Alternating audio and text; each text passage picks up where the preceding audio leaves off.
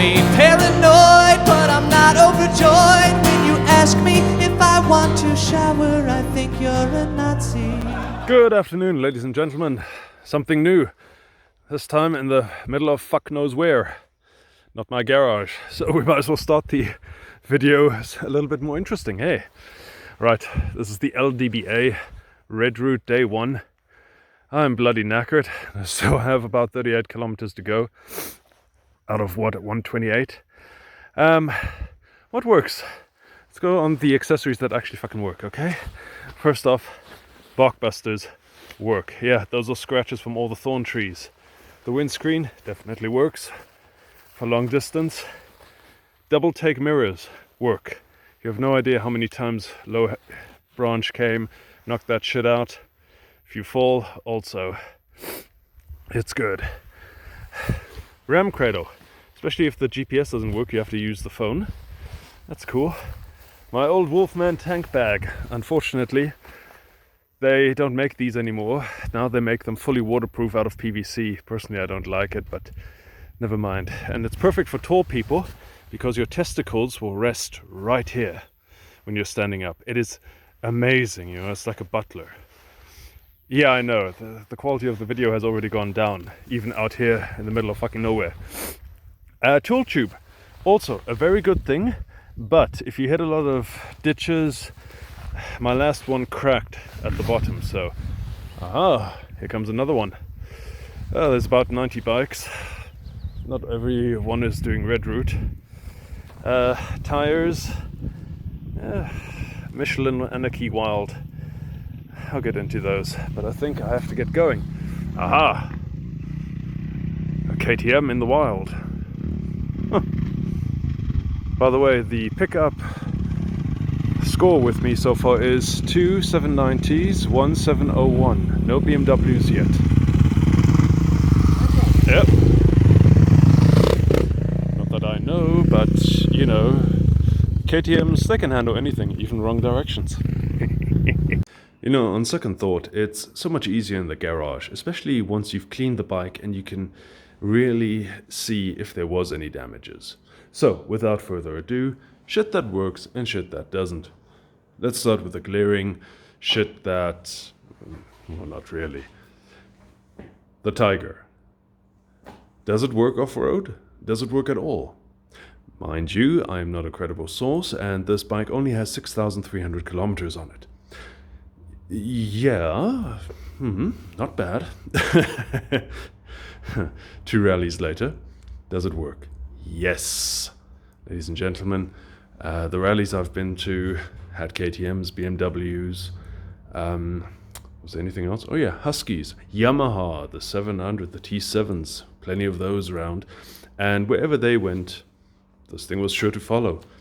Now, obviously its owner, its rider, isn't a rally star.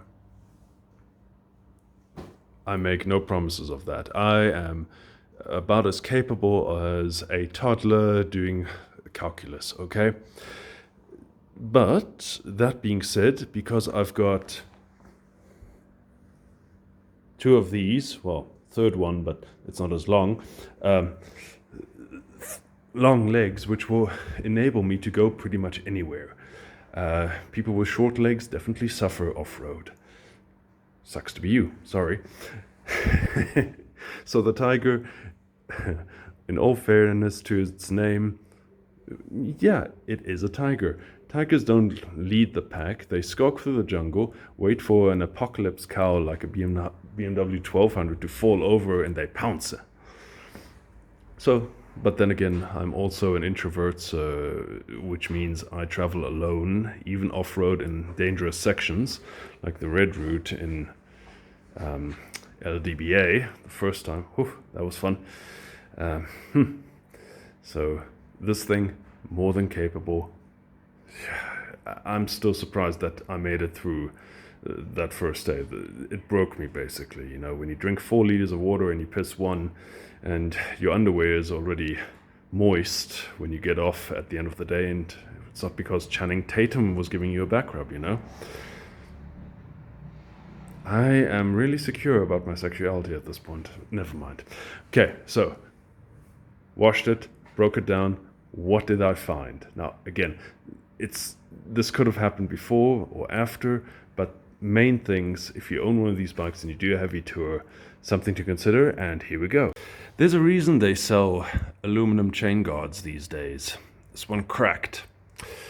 Then there's this plastic protector piece. No idea why it's even there. So those were the only little niggles or things that broke, but I cannot tell you if this was during the LDBA or the previous raid. But basically, there's a flaw. I don't know how it happened. The bike was never on its side. It could be from the constant force, because this thing, you know, basic physics, press here, flex there. Could be. Also, if you are... this nut came down, so the quick shifter was very wobbly, so I just had to correct that. And what else broke? Nothing. Nothing, okay? This thing went through sand that's deeper than the ankle. You know, the kind of sand where if you fall over, you don't want to get up because it's like a soft mattress. That sort of alluvium river sand. No fucking problem, really. Damn it, girl. More effective than my old 1190. Yeah. Okay, so the Tiger, I can only promise that it will work if you've got long legs. You can take this thing anywhere. You don't need to be afraid of the KTM or the BMWs. This thing is extremely capable, okay? And to top it all off, when you speak to the KTM guys and they ask you, oh, did you trailer your bike down? It's like, no, fuck no. I rode those 400 kilometers, even though it was 5 degrees and, you know, wind chill factor. And they just look at you, it's like, why? It's like, gentlemen, you bought yourself a 790, 890 for what, 230,000? Same price, except I get heated grips, heated seats, cruise control. A lot of extras with this thing, okay? And that's what makes this thing perfect. I don't need a plastic, well, ideally I would if I wanted to do the more extreme stuff, but to get to the event and then do the event, this thing's a complete package. I can't tell you with the 790, 890s because, well, we know the dealer problems. Never mind. So, enough about the bike. Let's go about the extras I put on. Let's go from the ground up. Tires. The OEMs were, what was it, Bridgestone, AX41, Trail, Wing, I don't even know what they were anymore. It's okay. I then put on the Mitas EO7, the non-plus variant, and I still swear by them. This was for the Hogsback, and they didn't disappoint. Going through to the event, driving those 900 kilometers odd, they were planted, they didn't sing, they gave you plenty of grip in the corners. Not that I ever carve a corner, no, only on the racetrack, if I'm half capable. If you look into my profile, there's a great crash video to see how competent I am. Regardless, these tires have got, I would say, 2,300 kilometers on it and hardly worn, okay? I'd swear by these as my go-to standard. If it's not deep sand or very muddy, although these things caked over with mud, but after 10-15 meters, they cleaned themselves fantastically with these chevrons. It's fantastic. I can only recommend this tire if you're looking for a 50-50, very capable, durable tire. Mitas EO7s. And then we come to the Michelin Anarchy Wilds. Now, I thought they definitely bolster your abilities off-road. Okay, this stuff hooks like no problem. I mean, the rear, if you don't have a side stand, this thing will easily tear itself into the ground and keep your bike upright. So it's for the lazy people. But I cannot recommend them for me, at least. Traveling to the event, I went through freshly laid tar, not the butter smooth stuff, the coarse tar. The lines were cut into the road where they removed the old stuff. This wheel did this. It was like a pedophile in kindergarten during play, when the first hour of break, when the kids are hyperactive and they can still run anywhere. My metaphors are getting weirder. Okay, never mind. So basically that's what happened, and the rear was the same. The bike just didn't feel good. Plus, anything below 80 kilometers an hour, if you're a female and you like your breast jiggling, then these tires are perfect, because that's what happens with these knobs. Also, these tires are not friendly to tire pressure monitoring systems. They warm up quickly, so if your bike is warm, by the time your bike is warmed up, oil and all that, these things will be warm. The front, from 2.1, ambient temperature of 12, went to 2.4. The rear, however, started out at 2.4 bar, I run high, and as it warmed up, it went all the way to 2.9. Now, going off-road, through a puddle with mud, cold water, there was a lot of shrinkage. And immediately, from 2.9, it went down to 2.5, and the tire pressure system said, fuck, stop, you've got a puncture. Until it warmed up again and started climbing again. And this is not only when going through puddles and mud. If you park on the side of the road in the shade, you take a piss, you go back, it'll again tell you you've got a puncture because it shrunk. So, also, I recommend you travel the speed limit. This thing now has, let's see, I went at 120 kilometers back and 100 kilometers front. Amazing fuel economy from the Tiger. Best one I got yet, 4.6. Bar none, huh? Shit. So these tires have got roughly, call it 800, 900 kilometers of tar with a 200 of heavy sand, dirt, etc. So you can see they're rounding off already. So they're not TKC 80s where they will die quickly, but look, they're knobbies, okay? 50-50s. If you want to have fun, put these on. They'll definitely give you all the abilities. And don't be afraid to, lean in the corners. I was surprised how much grip they still have. So that is tires. Now, let's come to the really good stuff. You may remember the bash plate install by T-Rex Racing. Well, after going down hills, copies and all that, do we have any damage? Yeah, we do. You can see, a bit of a major impact here. So we'll probably have to hammer that out. Actually, when you look at it like that, yeah, I was being an idiot again. But that's the problem when you push yourself and take this Tiger in places where you really shouldn't. Never mind. But at least inside, no damage to the engine, still plenty of clearance. Oh, did I forget to mention that this is my second bash plate?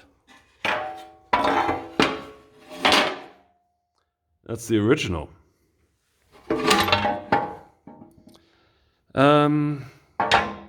Yeah. Proper. Bent to shit.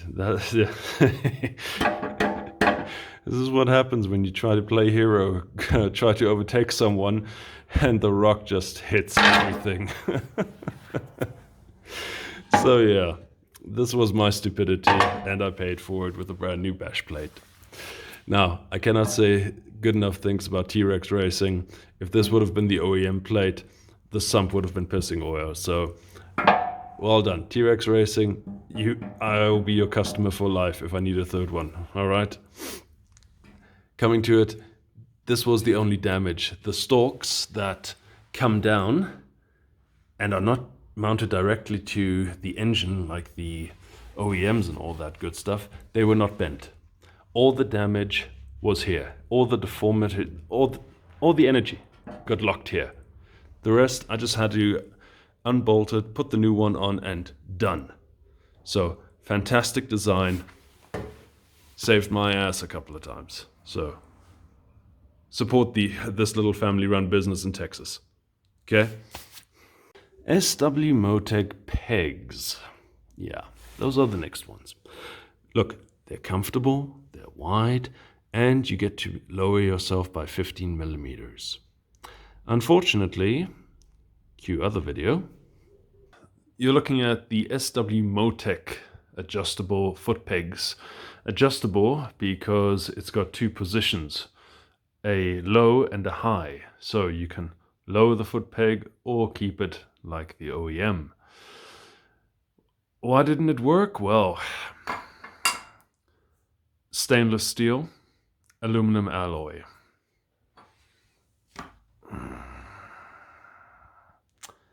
Yep. What happened? Dunno. Material failure. Basically, that connects to that. And then this connects, look, I'm drawing the dots here, all right? In essence, this just sheared off, and look at that. That's not a lot of meat keeping that bolt in. Good news though, because the bolt goes a little further into this. If this shears off, your foot peg's either going to go forward or backward depending on where your weight was. If you're standing on the pegs, you may get a little bit of a surprise, but not that much. Still, there are worse things. So, those pegs, okay, definitely not for the hardcore stuff, all right? Let's move on. Silencer, well, what can I say?